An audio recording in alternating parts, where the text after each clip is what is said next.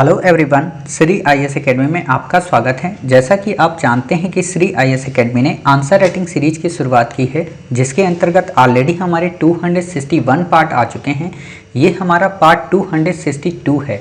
अपने इस पार्ट में हम देखेंगे कि आपके द्वारा हमारे टेलीग्राम चैनल पर किस प्रकार का प्रश्न लिखकर भेजा गया, उसे आपने किस तरीके से लिखा और वास्तव में उसमें किन किन बिंदुओं को ऐड करने की आवश्यकता है।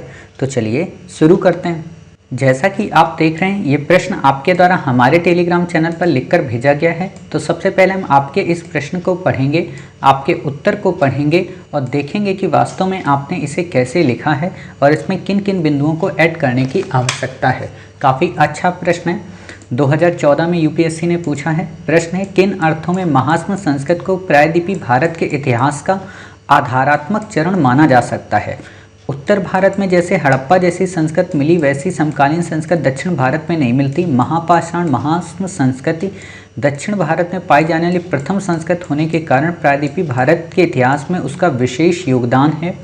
ये संस्कृत ईसा पूर्व 1000 के बाद अस्तित्व में आई। यहाँ कब्रों को बड़े बड़े पत्थरों से ढका जाता था, जिस कारण इसका नाम महास्म या महापाषाण पड़ा।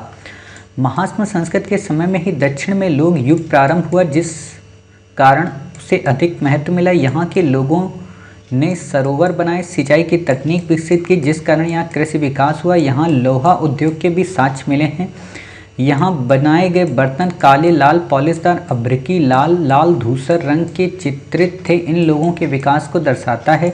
यहाँ कभी कब्रों में गृह तक के साथ चीज़ें रखी जाती थीं, मृतक के साथ। अच्छा, मृतक ऐसे नहीं लिखना है, जो मृत्यु में छोटी ऊ की मात्रा के बाद भी जीवन होता है, इस धारणा को दर्शाता है।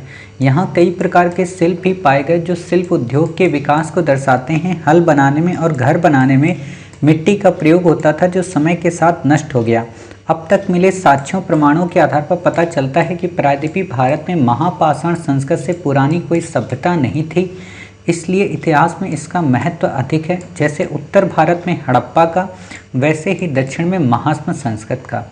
देखिए, इसमें अभी आपको बहुत सारी चीज़ें देनी है, बहुत सारे तथ्यात्मक बातें देनी है। केवल कहानी गढ़ने से उत्तर नहीं होता है, ठीक है।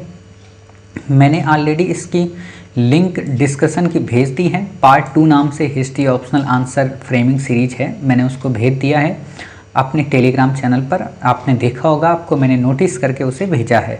साथ ही इसके पहले जो आपका आंसर था विदेशी लेखकों के वृत्तांत का, उसका भी पूरा वीडियो मैंने भेज दिया है। बट वो तो वीडियो आप देखेंगे ही, ये हमें उम्मीद है। लेकिन हम यहाँ पे आपको बता दें कि वास्तव में इसका फ्रेम होगा कैसा, ठीक है।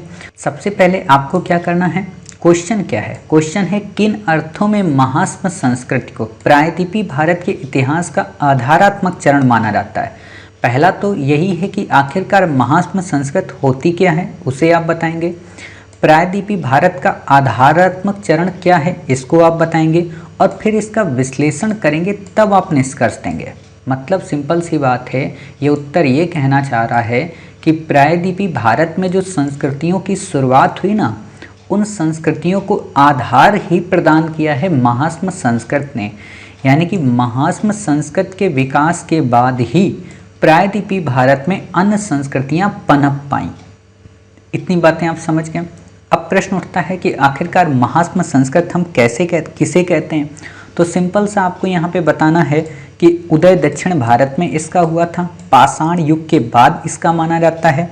और कहा यह जाता है कि इसके कुछ जो प्रमाण हैं वो तो भारत के पूर्वी, मध्य व उत्तर पश्चिमी क्षेत्रों में पाए जाते हैं, लेकिन मोटे तौर पर इसे दक्षिण भारत का ही हम देखते हैं। और इसकी खास बात क्या है कि यहाँ पर जो संस्कृत मिली है उसमें कब्रों के आधार पर, कहने का मतलब जो कब्र होती है, उस कब्र में जो पत्थर होते थे, उसी के आधार पर इस संस्कृत को हम ये मान लिए कि महास्मृत संस्कृत है। कब्र एक होती थी, वहाँ पे आसपास उसके घेरे के चारों तरफ पत्थरों से इसको घेर दिया जाता था, इसलिए हम कहने लगे ये महास्मृत संस्कृत है। क्लियर?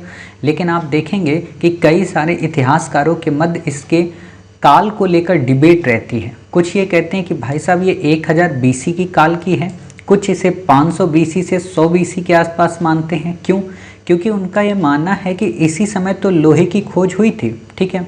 कुछ लोग जैसे रामशरण शर्मा, ये लोग क्या करते हैं, अशोक के अभिलेखों का जिक्र करते हैं, साथ ही उसमें बताते हैं कि किस तरीके से उस समय चोल चेर पांड्य का राज्य था और किंतु उत्तर महापाषाण से संबंधित थे। ठीक है, मतलब इनका कहने का मतलब यही था रामशरण शर्मा साहब का कि जो चोल चेर पांड्य का अभ्युदय हुआ था, उस अभ्युदय में महापाषाण संस्कृत का योगदान रहा था। ठीक है, कई जगह पे हमें 40 से भी ज़्यादा कब्रें मिली हैं, जैसे पय्यमपल्ली, नागार्जुन कोंडा, ब्रह्मगिरी। ऑलरेडी हमने हिस्ट्री मैपिंग की सीरीज कराई है, वहाँ पे महापाषाण संस्कृत के जो क्षेत्र हैं, महापाषाण संस्कृत के, उन सबको हिस्ट्री में लोकेट कराया है। तो आप उनकी यहाँ पे लोकेशन भी डाल सकते हैं, एक तरीके का मैपिंग करके आप बता सकते हैं कि हाँ यहाँ पे नागार्जुन कोंडा था, यहाँ पे पय्यमपल्ली था। ठीक है, तो इससे आपका उत्तर कई अच्छा बन जाएगा। फिर इसके कई सारे आधारात्मक चरण बताए जाते हैं अलग अलग रूप में, संगम साहित्य में भी मिलता है, आरंभिक ग्रंथों में मिलता है, जैसे पुराना नोई, ठीक है, नरिणई, कलश, इन सब में ये सारी चीज़ें मिलती हैं।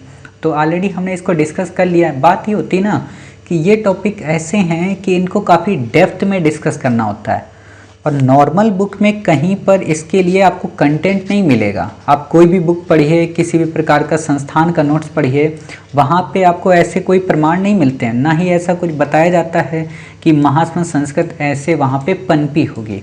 ठीक है, तो आप हमारे उस वीडियो को सुनिएगा, क्योंकि बार बार उसी चीज़ को यहाँ हम रिपीट कर देंगे तो आपको भी नहीं अच्छा लगेगा, और जो अन्य बच्चे जिन लोगों ने उस वीडियो को सुन लिया है उनको भी नहीं अच्छा लगेगा। ठीक है, जब आप सुन लेंगे तो आपको समझ में आ जाएगा कि सच में इस प्रश्न का उत्तर हमें कितनी गहराई पूर्वक लिखना था और हमने इसको कितनी आसानी से लिख दिया है। क्लियर? उम्मीद है आपको वो उत्तर समझ में आएगा। मिलते हैं फिर आप ही के द्वारा भेजे गए एक नए प्रश्न के साथ। तब तक अपना ख्याल रखिए और स्वस्थ रहिए।